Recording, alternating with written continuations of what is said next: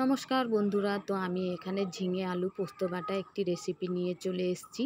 তো চলো দেখে নেওয়া যাক এতে কি কি লাগছে।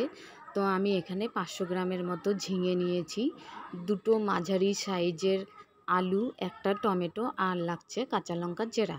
এদিকটায় লাগছে নুন, হলুদ, কালো জিরে, পোস্ত আর কাঁচা লঙ্কা বাটা। তো প্রথমে আমি কড়াই চাপিয়ে দিয়েছি। কড়াইটা একটু গরম হয়ে গেলে এতে সর্ষের তেল দিয়ে নিচ্ছি। সর্ষের তেলটা গরম হয়ে গেলে কালো জিরে ফোড়ন দিয়ে নেব। তো আমি এখানে অল্প পরিমাণে ঝিঙে আলু পোস্ত বাটা বানাচ্ছি, তো যে যেরকম বানাবে সেই রকমই জিনিসপত্র লাগবে। তো আমি এখানে কম করেই বানাচ্ছি।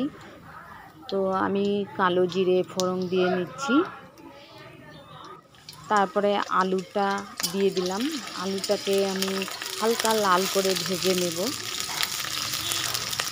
এই রেসিপিটা গরমের দিনে গরম ভাতের সঙ্গে খেতে খুব দারুণ লাগে। তোমরাও বানিয়ে খেয়ে দেখবে কেমন লাগে। তো আলুটা ভাজা হয়ে এসছে, আর একটু ভাজবো। তো তোমরা দেখতে পাচ্ছ আমার আলু ভাজা হয়ে গেছে। তো এতে আমি এখন ঝিঙে দিয়ে দেবো, কেটে রাখা ঝিঙেগুলো। এখানে আমি ঝিঙেটা পরে দিচ্ছি, কারণ ঝিঙে থেকে জল ছাড়ে।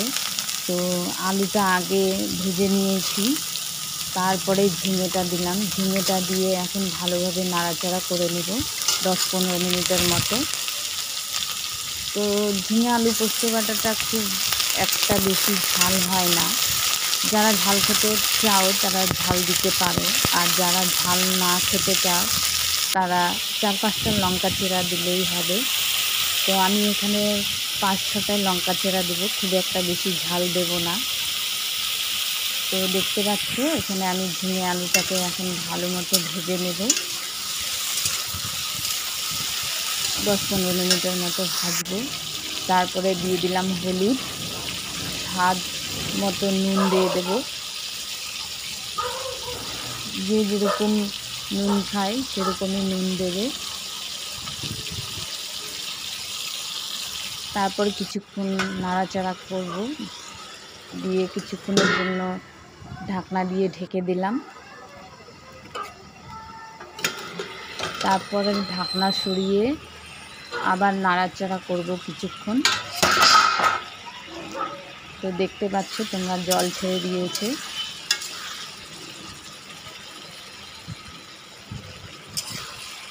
তো এতে এবার আমরা কুচিয়ে রাখা টমেটোগুলো দিয়ে দেব।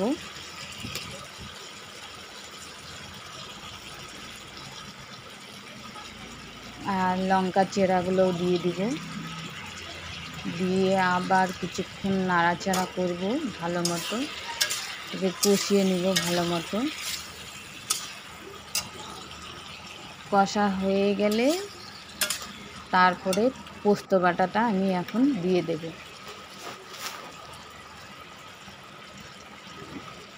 পোস্ত বাটা দিয়ে আবার কিছুক্ষণ নাড়াচাড়া করব। এরপরে ভালো মতো এটাকে কষাতে হবে, যতক্ষণ না পর্যন্ত মশলা থেকে তেল ছাড়ে ততক্ষণ আমি কষিয়ে নেব ভালো মতো।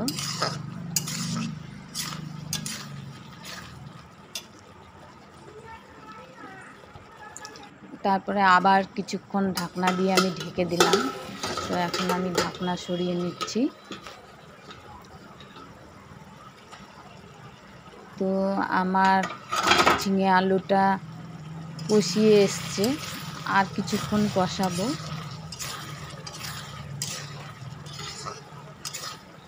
দেখতে পাচ্ছ তোমরা একটু একটু তেল ছেড়ে দিয়েছে, আর একটু তেলটা ছাড়লে হয়ে যাবে আমার কষানো।